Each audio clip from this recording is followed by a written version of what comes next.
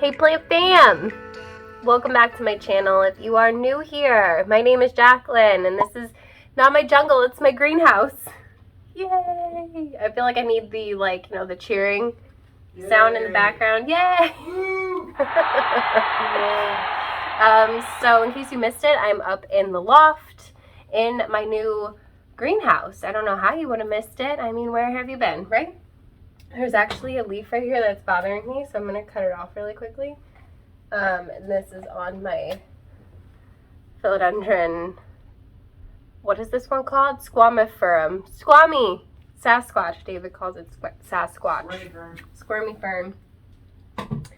Okay, so what are we doing today? Today, we are talking about my imports. So I imported these plants last week.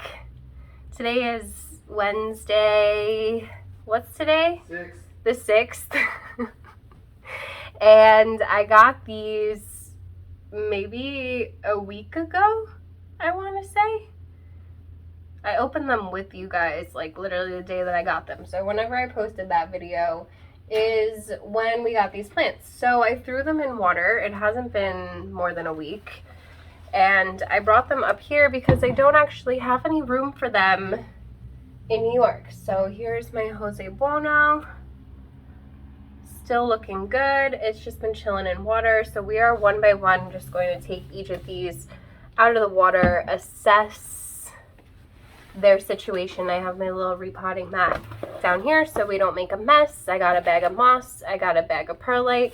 I got some little containers here, just down gently in case we need them. Oh no, those are upside down. That wasn't very smart.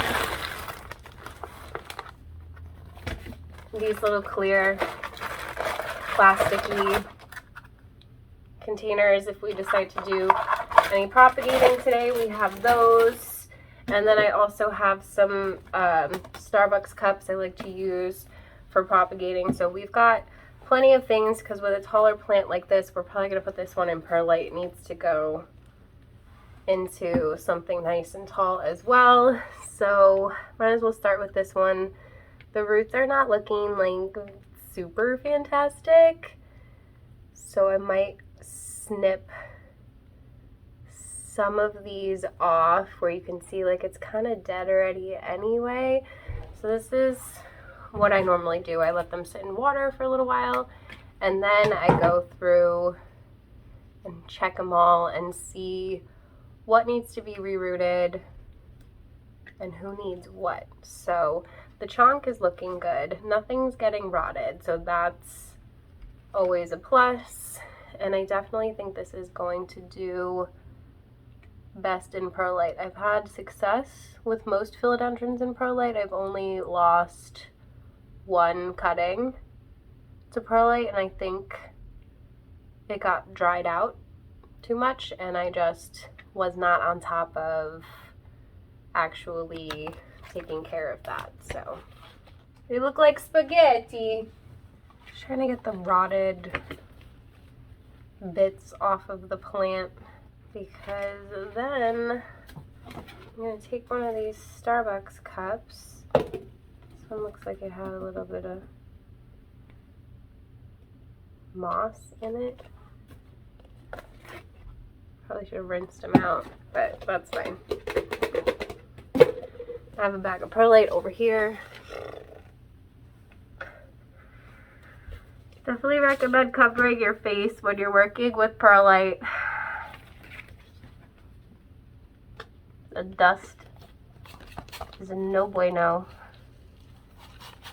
So I'm just put a little bit in there and I'm going to gently place this on top and fill it a little bit more with perlite. See if you can just get it in there. A little deeper. I don't want to cover the chonk completely with perlite. I just want to make sure it's actually like anchored down in there, you know? So that's going to be the situation. I don't have a fan up here, so I'm just keeping my face covered. that is the situation for the Jose Buono. So I did give it a little bit of water. I'll probably give it a little bit more. I like to usually rinse my perlite first to get the dust out, but that would have required me actually thinking beforehand. So we are gonna put that, no, that's not gonna stay upright on its own. Okay, it's okay. I have this cute pot that I bought recently. I'm just gonna plop it in there to kind of just anchor the cup and put it back over here where I had it. Cute. You guys can kind of see it up there in the background. Okay. Hopefully we didn't get any perlite dust in my seltzer. Guess we'll find out. Okay, next, I'm literally just gonna take, these are literally all the rest of them. I'm just gonna slowly take them all out. It's kind of what I expected to happen with these roots. This is the roots for the alocasia. Usually kind of just end up falling off. So let's see, might as well start with the alocasia then. The leaves did not do well. This is the only one that's still alive, so they're just kind of like falling off on their own here.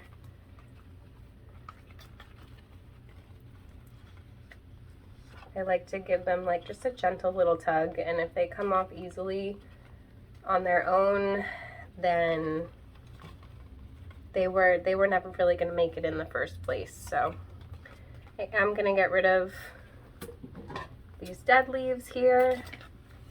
It looks like it wanted to put out new growth.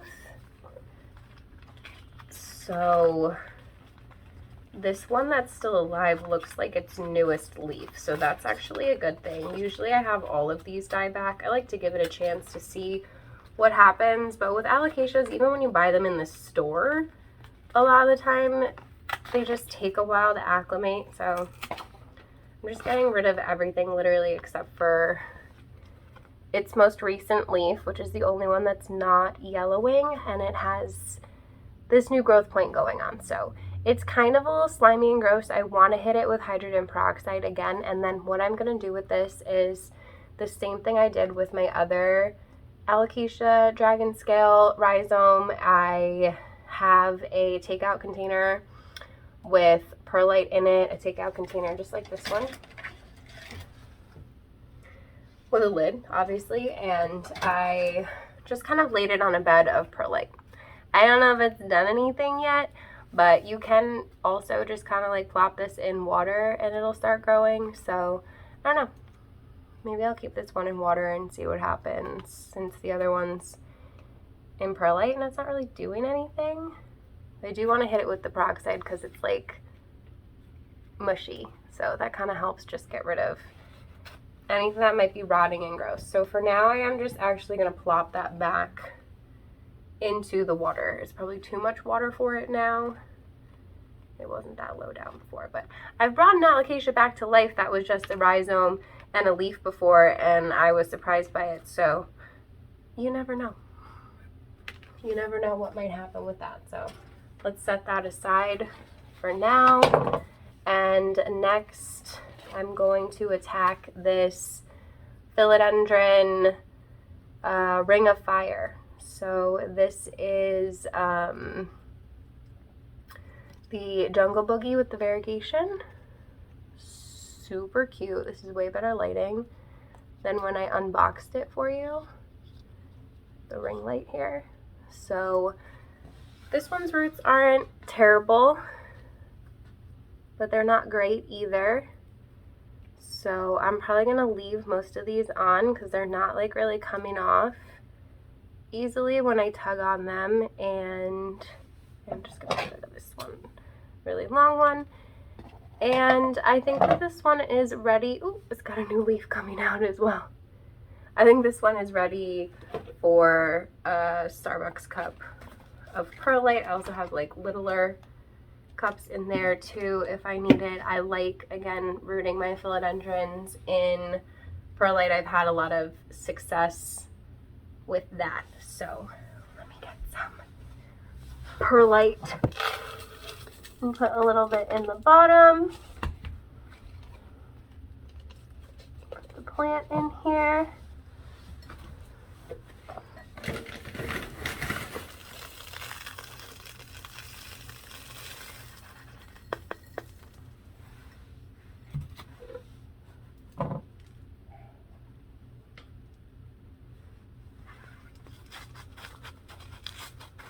Same thing I did with the other one. I want the perlite to, you know, anchor the plant down, but I don't want it to be too far. I probably could have put it down a little bit lower, but the roots go down pretty far. So it's the same concept with water propagating. You want the water to be touching the roots in that bit of the plant, but not really like the leaves and the stems too much, so, or the petiole too much rather. So same situation. I have a little watering can here. And we're gonna put some water in here.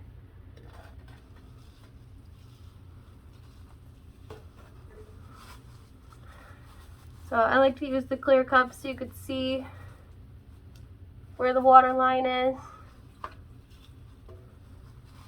First time around, I will fill it up a little bit more if I haven't pre-moistened the perlite, because it will absorb some of it. So the water is up to about here, which is good because the plant stops around that same point, so it'll just be hitting the roots. You guys know that I already treated all of these with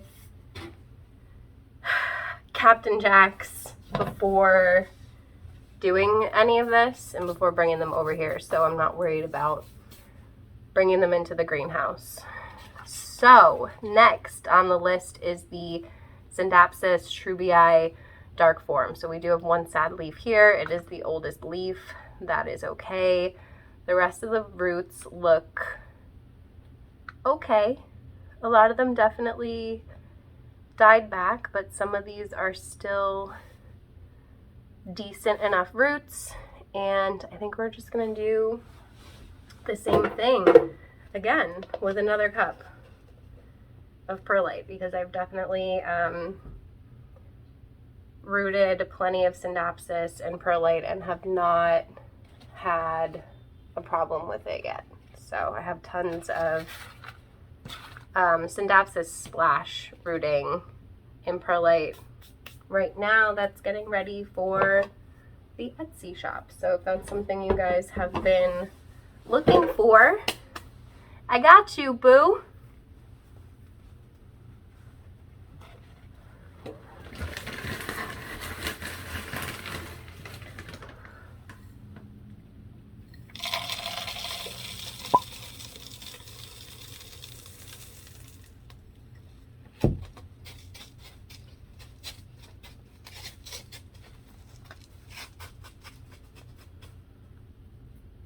This one has your name on it from September 25th, 2021.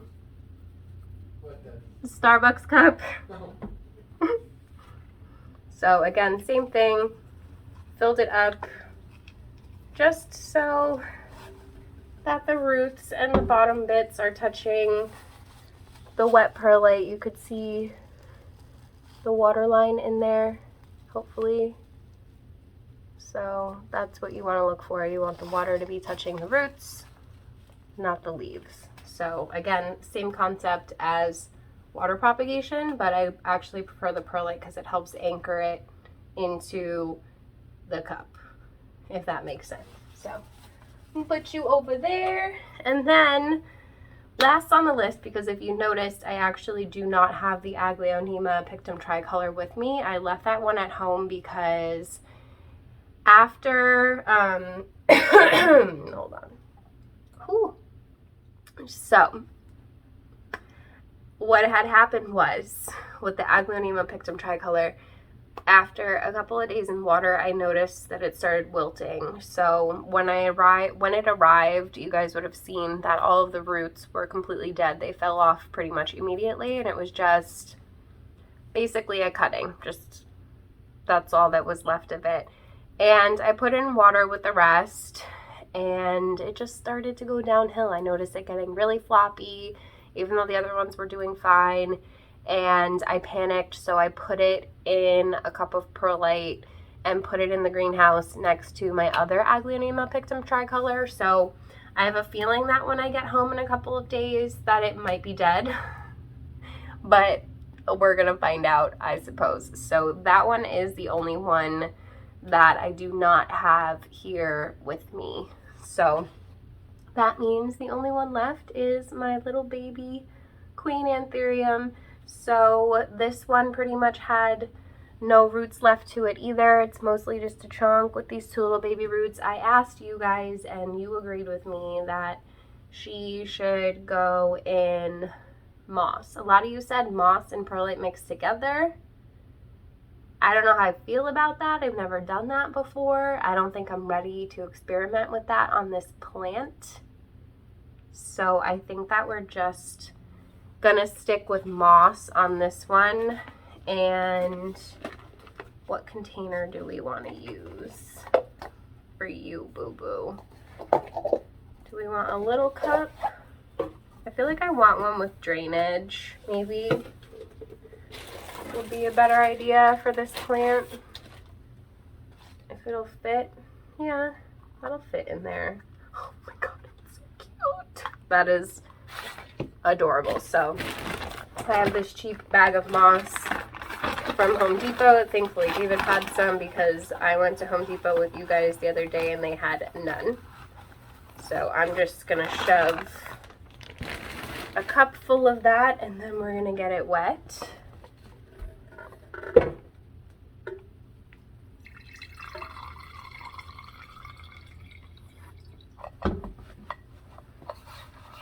It's always best to pre-moisten your moss, but I didn't do that, so that's fine. Same thing with the perlite, like I said, it's always good to pre-moisten it, but that would require actually using my brain before turning on the camera. Okay, so just getting this moss nice and moist. I have a little cup of water here that I've been using.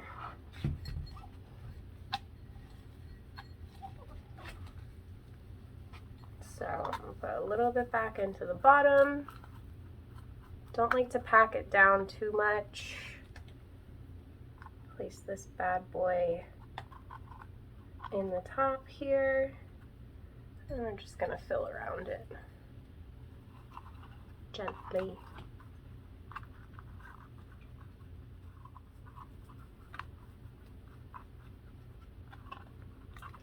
So this is gonna be my first time trying to grow an anthurium like this. Any anthurium that I have, I've purchased already rooted, and then the ones that I had sent to me in the mail from, I think it was Aroid Market, sent them to me.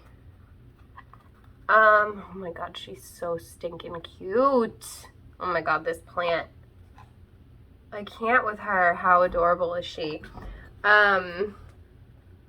I think those already were pretty well rooted, that I was able to put them into soil fairly quickly. So I haven't really had to reroot an anthurium. So I have this chunk partially submerged in the moss. You still want to see some of it. All of the roots that it did have were submerged in there.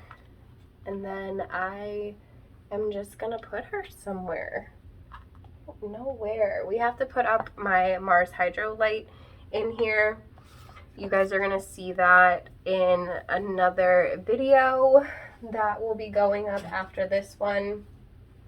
And then I can give you a bit more of a tour of how things look in here currently, because right now it's kind of just throwing everything wherever I can fit it. So that is it for this little update. I hope that you guys found it helpful. I hope that you're not afraid of importing plants, I definitely recommend it. I definitely recommend trying it with a company that you trust, a company that has good reviews.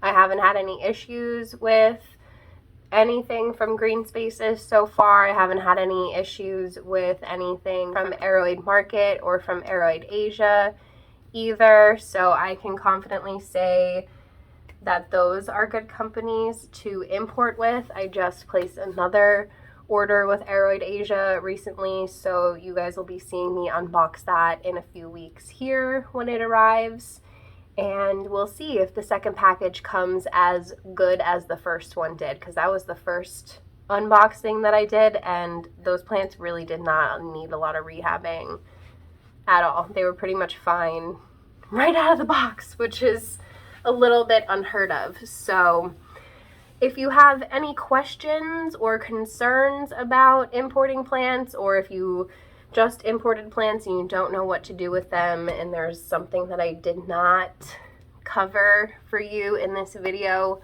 please ask me in the comment section below.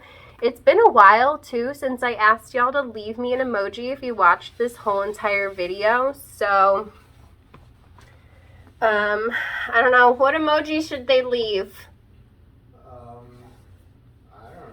I don't know either. A plant emoji? A goat? I don't know if they can hear the goat scream from down there. Yeah, David says leave a goat emoji if you watched this whole entire video. I don't know if you can hear the goat noises down there, but he's making goat noises down there with our goat remote. Emergency goat, right? Yep.